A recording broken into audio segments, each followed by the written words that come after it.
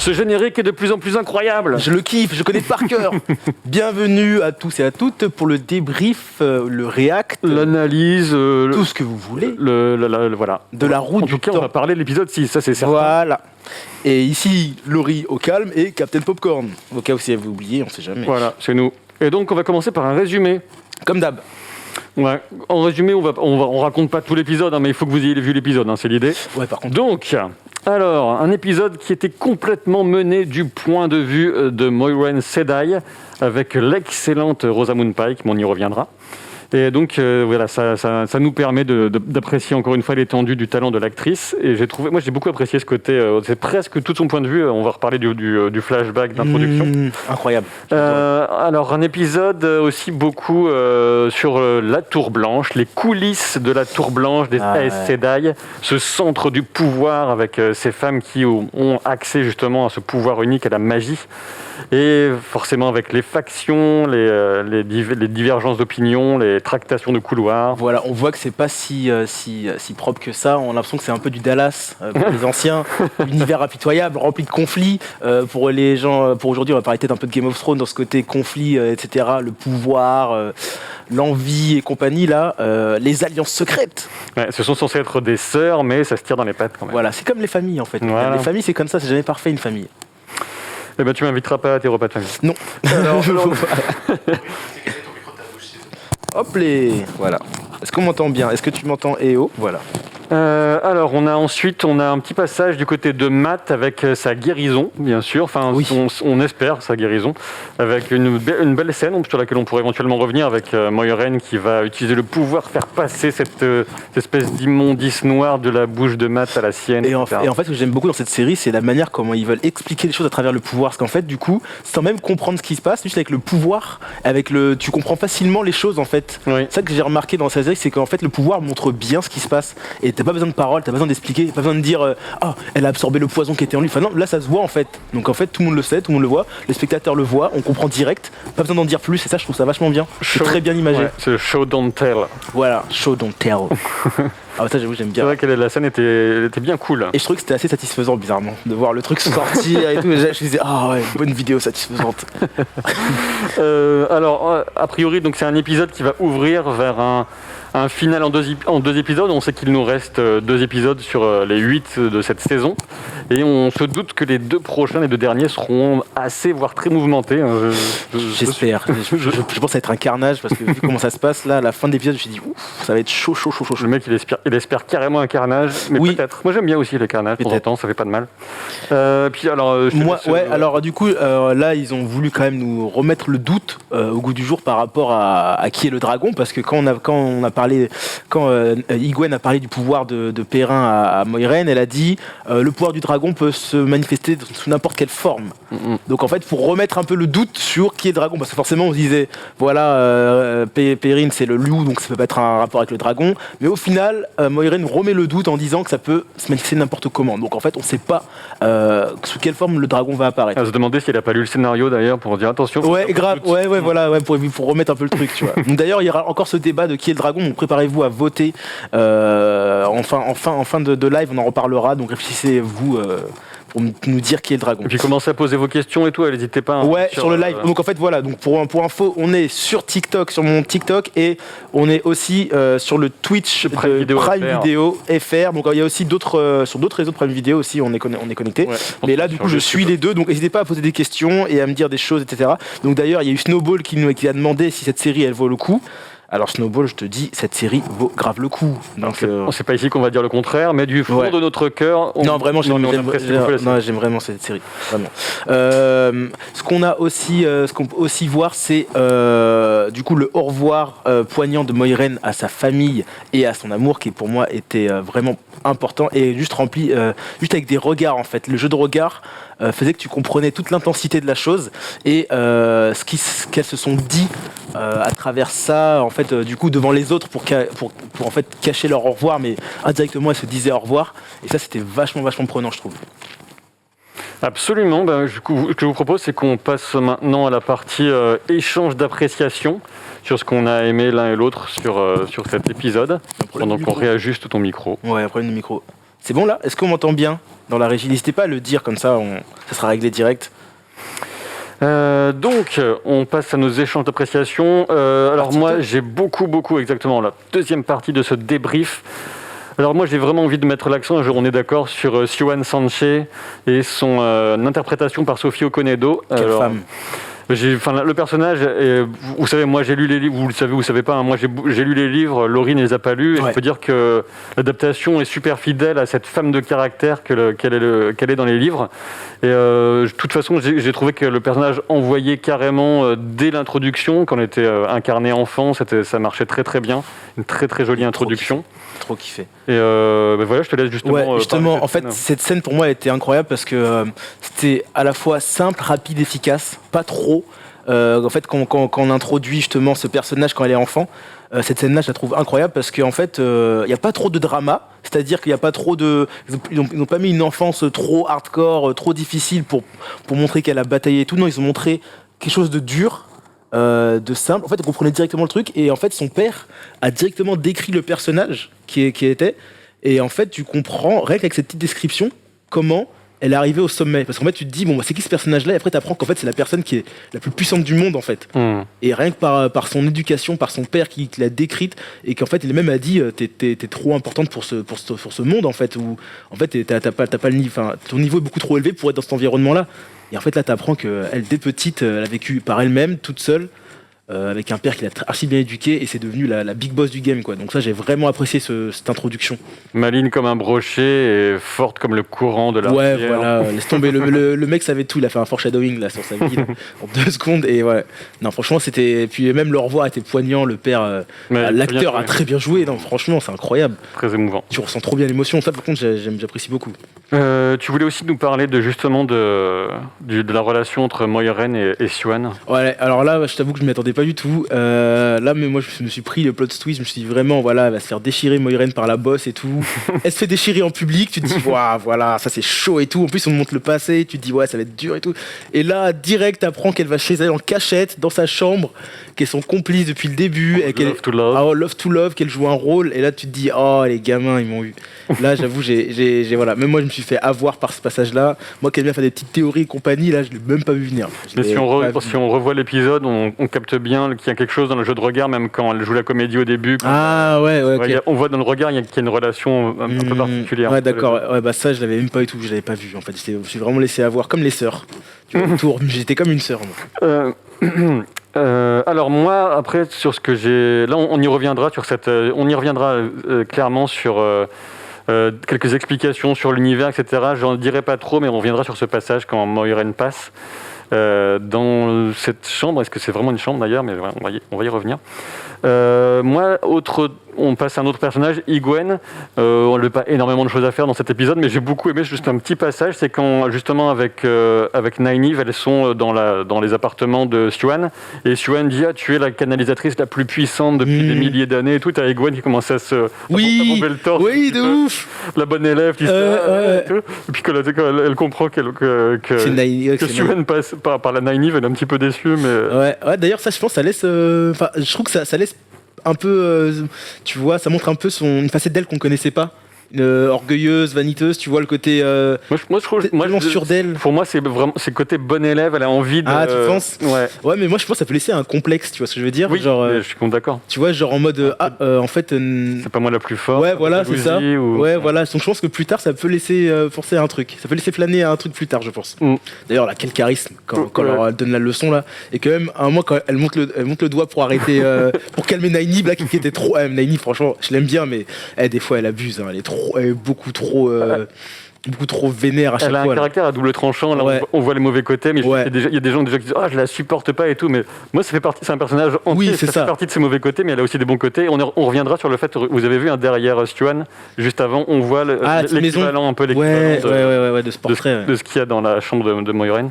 Bien vu. Alors, autre passage que moi j'ai bien apprécié, ça m'a fait marrer, c'est Moiraine qui dans les couloirs va bien calmer Liandrin. Liandrin vient lui mettre un coup de pression.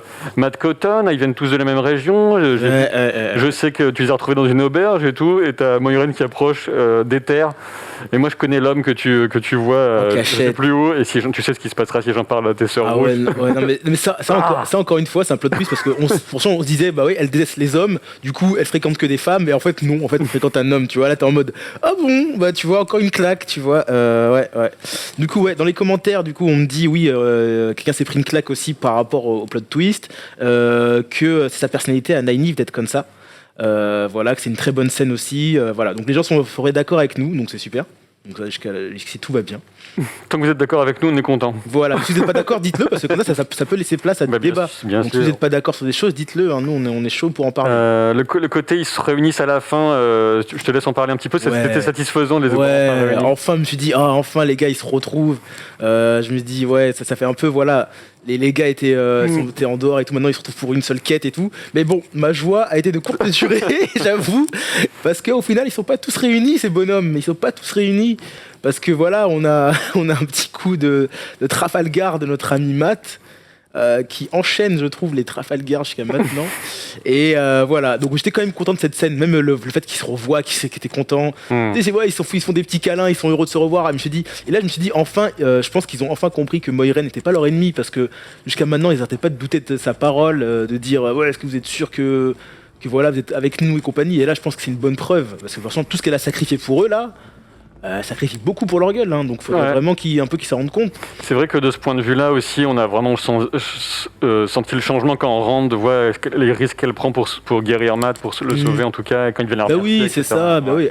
Matt a même pas dit merci d'ailleurs, gamin. J'ai des questions, alors j'adore Nynaeve, ça fait du bien d'avoir un personnage qui n'est pas parfait, ça la rend plus crédible. Effectivement, ça fait du bien, cette personne n'est parfait et ça le montre bien. Et du coup, là c'est pas prévu dans le livre Matt, non ? Matt qui lâche tout le monde. On va y revenir. Il va revenir. C'est une excellente remarque. On va y revenir. Nynaeve, de toute façon, c'est un personnage polarisant dans les livres aussi. Et moi, je trouve que ce qui est intéressant avec ces personnages qu'on suit au long cours, que ce soit sur des longues séries de livres ou sur une série comme ça qui va avoir plusieurs saisons, c'est aussi voir leur évolution. Oui, c'est ça. Il ne faut pas se crisper sur un personnage après. Oui, c'est clair. Forcément, Matt, il n'aura pas ce rôle relou jusqu'au bout, quoi. On sait très bien qu'il va évoluer, le bonhomme. On a le droit d'être horripilé par un caractère, par un personnage, mais laissez aussi prenez le temps. De toute façon, moi j'ai remarqué, je sais pas si vous aussi c'est pareil, c'est que dès qu'il y a un personnage qui commence très très mal, où c'est fait exprès qu'on le déteste, il devient toujours incroyable et il finit toujours par être le personnage le plus apprécié à la fin. Donc je pense que pour Matt c'est ça. Et d'ailleurs, enfin, un truc que j'ai enfin apprécié, c'est qu'on libère Matt de cette emprise du coup du poignard. En fait, j'en avais marre de le voir souffrir, agonisant, tout pâle et tout, et que personne se dise peut-être le couteau, tu vois, et que lui dise rien, et qu'enfin du coup Moiraine a réglé le truc. En enlevant le poison, je me suis dit enfin, ça faisait très longtemps que ça durait ce truc-là, ça fait depuis peut-être 2e épisode. Un peu déçu qu'il commence pas à chanter la musique de la Reine des Neiges, mais grave, un bon libéré délivré. D'ailleurs, il a pas dit merci ni rien à Moiraine, mais enfin ça se libère. Et oui, j'avoue qu'il m'a un peu déçu le Matt sur la fin à dire vas-y, je viens pas. Ce que je te propose, c'est qu'on en passe à la partie suivante de cette incroyable analyse qu'on propose, j'espère, ou à vous de juger. C'est aviez-vous remarqué, et on inclut dans cette partie aviez-vous remarqué des explications sur l'univers, ce qu'on appelle le lore. Le lore, j'adore le lore. L-O-R-E. Et donc, alors je ne vais pas donner de réponse, je vais donner plutôt des pistes de réflexion. Donc, qui pourrait bien être cet homme à qui Liandrin rend visite ? Est-ce que c'est si anodin que ça ? Et si on réécoute la phrase, si on réécoute attentivement la phrase, Moiraine dit « tes sœurs rouges, tu sais très bien ce qu'elles lui feraient si elles le trouvaient. » Mais qu'est-ce que ça veut dire exactement et à quel genre d'hommes elles s'en prennent, les sœurs rouges ? Les sœurs rouges s'en prennent aux hommes qui ont des pouvoirs. Et oui. Donc elle serait pas en train de fréquenter un homme qui a des pouvoirs, mais peut-être pas assez grand pour être un vrai danger, mais qui a quand même des pouvoirs. Et cet homme, est-ce que c'est un homme de sa famille, c'est un homme qu'elle aime ? Voilà, on peut se poser des tas de questions là-dessus, mais je pense qu'il y a quelque chose à creuser de ce côté-là. Imagine c'est son fils, c'est incroyable. Alors j'apprécie beaucoup la diversité des caractères de personnages féminins, beaucoup de femmes fortes, mais de différentes façons. Je suis d'accord, ça c'est vraiment bien parce qu'on a beaucoup l'habitude de voir des séries avec des hommes forts et de différentes manières. Et là, j'avoue que c'est une des premières séries où on voit des femmes fortes et de différentes manières, et je trouve ça vachement bien. Je trouve que ça montre un autre aspect. Et c'est équilibré, en fait. C'est grave équilibré. C'est la notion d'équilibre et au cœur, de toute façon, de la série, aussi de cette notion de philosophie philosophie orientale, ou la notion d'équilibre, de yin et yang, et on le retrouve même dans les symboles visuels de la série, vous le verrez au fur et à mesure. Donc effectivement, moi j'ai trouvé que cette notion d'équilibre entre aussi le féminin et le masculin est bien respectée dans la série. Alors, j'en viens maintenant à un autre point. Aviez-vous remarqué sur la chambre de Siouan Sanche? Il y a une question, je ne sais pas si on va y revenir, c'est par rapport au chemin qu'ils prennent à la fin. Oui, on va y revenir. Ok, on va y revenir.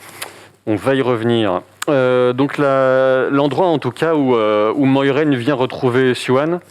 Alors clairement, certains se sont dit voilà, la déco de la chambre ressemble à une hutte de pêcheur, mais franchement, est-ce que vous imaginez que ce soit l'intérieur de la Tour Blanche? Bah ouais, non. Non. Donc où est-ce qu'elles sont en fait? On n'est pas dans un transporteur qui mène à l'endroit où elle était petite, peut-être sa maison d'enfance, qu'elle a reconstruite, parce que comme c'est une ancienne son père était pêcheur et tout. Elle aussi, donc est-ce qu'on n'est pas dans un endroit comme ça, peut-être? Donc je vous laisse, je vais pas trop en dire parce que ça n'a pas été complètement expliqué dans la série, donc je préfère ne pas vous spoiler entre guillemets, même si, mais disons que je vous donne des pistes de réflexion là-dessus, à quel endroit elles sont vraiment, mais de toute façon on aura des réponses plus tard dans la série. Alors je ne sais pas si ce sera dans cette saison ou la suivante, mais c'est un lieu, un type de lieu, je ne sais même pas si le terme lieu est approprié, un environnement bien particulier et qui aura une importance assez crucial dans certains éléments pour la suite. Où les 1913 nous ont dit non, elles sont ailleurs, elles ont pris un portail. Oui, voilà. ça c'est sûr, mais vers où? Je n'en dirai pas plus. Ensuite, vous avez certainement remarqué, aviez-vous remarqué Moiraine qui s'adresse à Loial, Logier, et qui le nomme bâtisseur. Deux fois, elle le nomme bâtisseur, et donc là aussi c'est une petite ouverture sur l'univers. J'ai été étonné après étonné pas forcément, mais qu'ils n'en disent pas plus dans la série. Mais voilà, sachez qu'il y a un lien comme ça, un lien logique entre les ogiers et le fait de bâtir des choses. Mais là aussi, je vais pas le dire avant la série parce que mais c'est aussi un terme à garder à l'esprit. D'accord, ok, un bâtisseur, ok. Sur leur rôle dans cet univers. C'est vrai qu'après, Moiraine a dit qu'elle avait besoin de lui pour quelque chose, donc voilà, clairement, on sait qu'il a un rôle important. Et j'en viens maintenant à quelques explications donc sur l'univers. On va aller un petit peu plus loin. Je pense que ce serait pas vous spoiler que vous expliquiez un peu plus avant les significations des différentes couleurs des Ajah. Des Aes Sedai, puisqu'on a enfin vu toutes les couleurs c'est vrai. Réunies dans le hall. Alors rapidement, les Ajah, les Aes Sedai blanches vont être liées à tout ce qui est logique, la logique. Les brunes au savoir, l'accumulation du savoir, elles aiment beaucoup les livres, etc., etc. Les grises, ça va être la diplomatie. Et ça c'est principalement celle où on n'avait aucune explication jusqu'à présent. Les jaunes, c'est le soin. Et puis les autres, on avait déjà vu. Les rouges, ça va être vraiment la chasse aux hommes qui peuvent canaliser. Les vertes, ce sont les Aes Sedai de bataille. Et les bleus, ce sont un peu les secrets, les justes causes, trouver des secrets pour défendre les justes causes. Ouais, j'ai bien compris. En fait, le boulot c'est un peu les éclaireurs aussi, le bleu. Éclaireurs. Ouais, voilà, genre aller dans les lieux pour prévenir des dangers. C'est ça, en fait. Du coup, ce que Léandrine a bien décrit leur rôle un peu. Exactement. Un de leur rôle, et voilà quoi. Ensuite, c'est vrai que je vais continuer un peu sur des explications du monde avec un terme un peu bizarre. C'est un mot qui est terre angril. Alors je vais pas vous l'épeler, etc. Peu importe, mais terre angril. Et en fait, on désigne par ce terme les objets magiques. D'accord. Et donc on en voit deux dans cet épisode. C'est le tableau qui permet, qui aide apparemment peut-être a priori Moiraine à passer. Ouais, le portail là. Et le bâton des serments. Ce sont des objets magiques. Ouais. Il y a des terres en grille qui servent à toutes sortes de choses. Ce sont des objets magiques généralement qui viennent de l'âge des légendes, donc 3000 ans dans le passé. Parce qu'à l'époque, ils avaient la capacité à créer ces objets magiques. Et voilà, c'est pour vous, comme ça, vous êtes un peu vous habituez à cette notion et certains pourront avoir une importance assez ça se considérable. Ouais, c'est vrai que là, nous avons montré deux objets magiques en un épisode, donc ouais, effectivement. Alors justement, il y avait une question sur les voies. Voilà, ce chemin, donc écoutez bien le chemin pour lequel empruntent Moiraine et les autres. Alors le chemin, là aussi je peux pas trop en dire, mais c'est un lieu très dangereux, comme vous l'avez compris. C'est un lieu c'est un raccourci, mais qui permet de faire des lieux, des centaines de lieux en quelques heures, quelques jours, ça va dépendre. Il faut savoir que ce lieu n'était pas comme ça à l'origine. Il a été corrompu avec le temps. On n'en connaît pas exactement l'origine. Ce que je peux vous dire, allez, franchement, c'est pas du gros spoil. C'est que dans les livres, en tout cas, ça a été créé par des Aes Sedai masculins, à l'âge des légendes, encore une fois, peu avant la destruction du monde. Et ça a été, c'est quelque chose qui a un lien avec les Ogier aussi. D'accord, ok, d'accord. D'où le fait qu'il y ait l'Ogier, que soit là. Et en fait, ils avaient dit aussi que un pas dans ce monde-là pouvait équivalent à 150 km dans le monde réel, et pareil pour le temps. Ça veut dire que tu peux passer une minute, enfin je sais pas quoi exactement, mais en gros ça peut être une minute dans ce truc-là peut valoir peut-être un mois dans le monde réel. Alors donc on sait pas trop. On va plutôt espérer l'inverse pour eux, parce que vu qu'ils essaient d'être rapides. Bah c'est ça, oui, effectivement. Il vaut mieux que ça. Ouais. Mais on sent le pépin, moi je dis. Oui, alors il y a des trucs, je vais pas aller dans les détails, mais il y a quelque chose de très dangereux dans les. Bah j'imagine, hein, sinon ils seraient pas en panique comme ça. Ce serait pas aussi hardcore le ton là que tout ça prend. Alors, juste, ce qui me semble aussi intéressant, donc je vais quand même y revenir rapidement. C'est un truc que j'ai revu l'épisode une deuxième fois. Je me dis oui, je suis sûr que c'était un peu du foreshadowing. C'est au tout début dans le flashback avec la jeune Siouan Sanche. Elle dit à son père quand son père lui dit mais les poissons ne peuvent pas toucher la lune, et elle lui répond quand la nuit est venue, les poissons peuvent toucher le reflet de la lune à la surface de l'eau. Ouais. Et belle punchline. Et en gros ça veut dire la nuit venue, on peut commencer à effleurer son rêve du bout des doigts. Et c'est exactement ce qui se passe après avec Moiraine quand elle se retrouve. Et à mon avis, c'était clairement...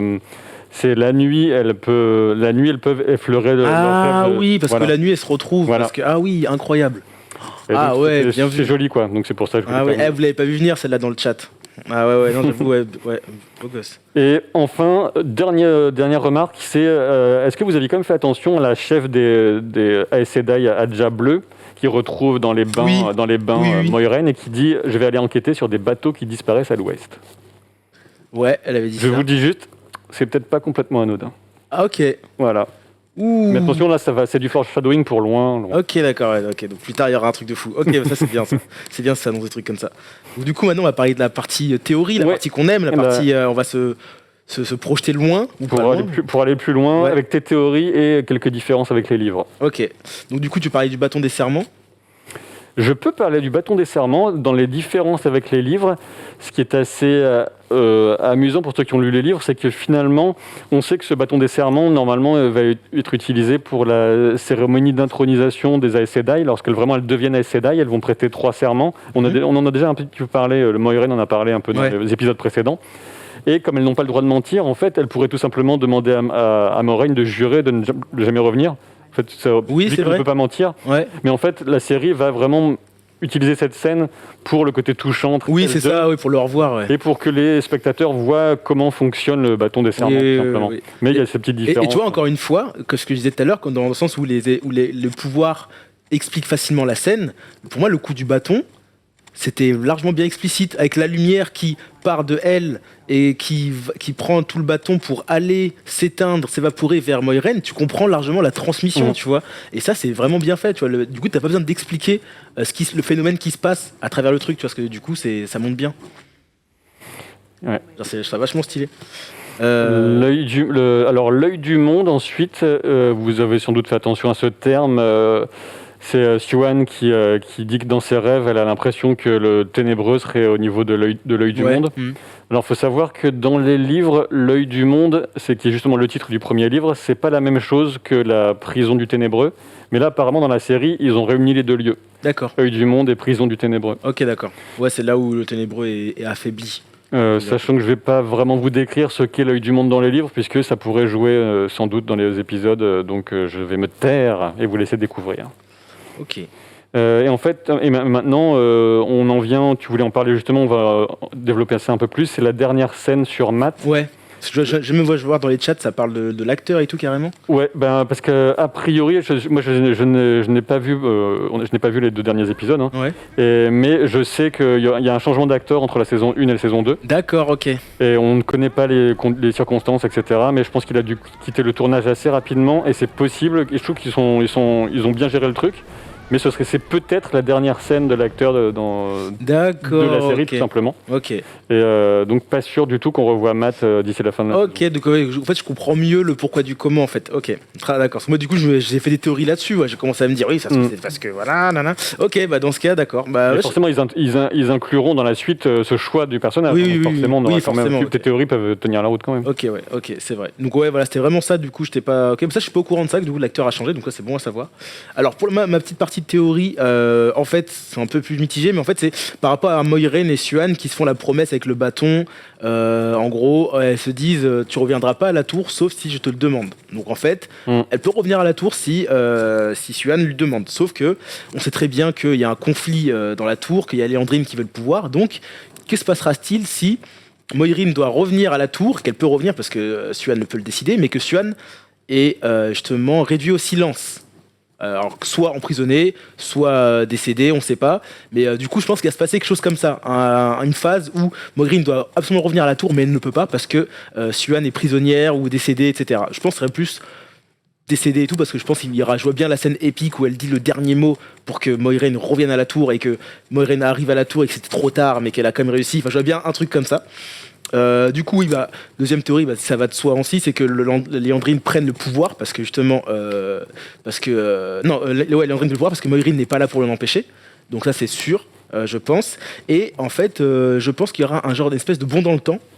Comme ils sont sur le chemin où le temps n'a pas la même gestion, est-ce que quand ils vont revenir dans le monde des mortels entre guillemets, est-ce que là ils vont arriver à un endroit, à un moment où tout aura changé? En fait, il serait passé quelques mois, quelques trucs et tout, et que là du coup c'est plus justement la même boss.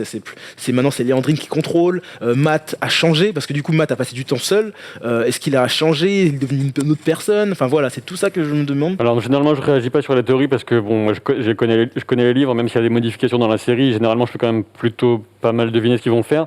Juste là, ça m'étonnerait sur le côté bon dans le temps dans ce sens-là, puisque eux ils cherchent vraiment un raccourci pour aller le plus vite possible. Je me dis il peut y avoir un gros fail. Je me dis ils peuvent réussir leur objectif, et pour le retour ça se passe mal, tu vois. Peut-être, oui. Tu vois ce que je me dis. Ça veut dire non du coup s'il a dit ça. Ah mais après bon, je sais pas exactement comment ils vont gérer les choses. Il y a un truc que tu as dit, j'avais envie. Ah oui, juste une petite, c'est peut-être aussi encore un que vous remarquez, mais même si c'est pas grave qu'on ait changé de section. La chaire d'Amirline, donc c'est Hyguen qui dit c'est bizarre, la chaire d'Amirline, c'est le même nom pour le siège et pour la personne. Ouais. Et en fait, ça fait penser au Saint-Siège à Rome. Le pape, on l'appelle quelquefois, on dit le Saint-Siège après telle ou telle décision, et en fait, c'est un petit peu un parallèle avec le monde réel. Voilà. D'accord. Là, je réponds dans le live parce qu'on me demande si c'est un film. J'ai dit non, c'est pas un film, c'est une série. C'est une série. Voilà. Et on passe à la 5e et dernière partie, à savoir nos attentes pour la suite. Et avant ça, sondage. Avant ça, sondage. Dites-nous pour vous qui est le dragon. Donc, n'oubliez pas que Moiraine a remis le doute en disant que le pouvoir du dragon peut se manifester n'importe comment après avoir entendu l'info sur Perrin et sa transformation en loup. Donc voilà, donc là c'est remis, il y a le doute peut être remis, donc ça peut être vraiment n'importe. On a remis une petite couche. Voilà, pour remettre le doute, bluff, soi-disant, mais bon, moi au fond de mon cœur, je pense toujours que c'est Monsieur Rand, donc on verra. Est-ce que tu essaierais d'influencer ce sondage? Non, j'influence pas, je dis juste mon avis. D'ailleurs, toi, tu peux le dire toi aussi ton opinion. Mais non, je peux pas, puisque moi il connaît déjà. Je pense que ça n'a pas été changé par rapport au livre. Non, j'espère pas, ce serait énorme. Ce serait un choix de ouf. Oui. Donc ce serait bizarre de changer carrément l'histoire. Donc allez-y, du coup, n'hésitez pas à me dire, sur le chat, voilà. Donc on regardera le résultat après. Alors nos attentes pour la suite, moi tu sais que j'avais dans notre précédent débrief, j'avais souhaité voir un flashback. On a vu un flashback. Oui, mais pas celui que tu voulais. Pas celui auquel je pensais. Le flashback de Rand. Donc peut-être que je sais pas s'il sera pour l'épisode 7 ou l'épisode 8, mais je sais qu'il y a un chouette flashback qui était un peu teasé dans le marketing de la série, on va dire. Ah, d'accord. Et je veux voir ce flashback, il m'intéresse beaucoup, et voilà, j'attends de voir, ce sera peut-être dans le 8, j'en sais rien. J'aimerais que Rand soit un peu plus mis en avant aussi. Oui, c'est vrai. C'est vraiment très secondaire. Très secondaire, là, c'est un perso secondaire. Mais c'est fait exprès, je pense, pour le mettre devant de la scène. C'est comme Moiraine, au final, c'est le perso principal, et au final, c'est que maintenant qu'on la voit entièrement, tu vois, dans un épisode complet, tu vois. Donc, je pense que c'est fait exprès, c'est pour donner à chacun son petit moment de gloire. Et je pense que là, Rand, on va la voir, c'est sûr. Et je crois qu'on était d'accord sur le côté, on aimerait bien que ça bastonne un peu. Ouais, on veut voir du LAN se battre, on veut de la magie. Ouais, là, on veut de l'action. Je pense qu'il est temps d'avoir de l'action. Du drama et tout. Enfin, ils savent très bien en faire. Hein. J'ai vu dans la série, ils savent très bien en faire. Donc là, on veut de l'action. Là. Ceci dit, je pense aussi, vu que tu viens de parler de LAN, ça m'a fait penser à autre chose qu'on n'a pas encore évoqué. C'est vrai juste un petit mot sur le fait que Moiraine décide de masquer le lien. Oui, c'est vrai, cette histoire-là. Oui. Juste avant de retrouver Siuan, et c'est tout simplement pour une question de protection de l'intimité avec Siuan, en fait. Oui. Parce qu'il lui, il perçoit tout ce qui se passe par le lien. Ah ouais, forcément. Donc en cas de relation intime, il perçoit aussi. Ouais, là, c'est étrange, effectivement. Et j'ai vu qu'il y avait un peu certaines confusions chez les gens, mais il n'y a pas de relation amoureuse entre Lan et Moiraine. Non. C'est juste une affection ultra profonde, très particulière au travers de ce lien, mais il n'y a pas d'ambiguïté. Comme on le voyait dès le premier épisode, je crois, avec la scène du bain, la nudité l'un de l'autre. Oui, c'est vrai. Ça fait 20 ans qu'ils voyagent ensemble, mais il n'y a pas de, Et du coup, il y a Marc qui nous fait une bonne remarque. Moiraine parle aussi du dragon à multitête. Quand elle commence à douter de qui est le dragon, il y a une histoire de dragon à multitête. Comme si en fait le dragon pouvait être plusieurs personnes. Et c'est vrai que ça, j'y ai pensé effectivement. Mais ouais, est-ce que le dragon, c'est pas tout simplement toutes ces personnes-là? En plus, dans la série, il y a beaucoup l'histoire de liens.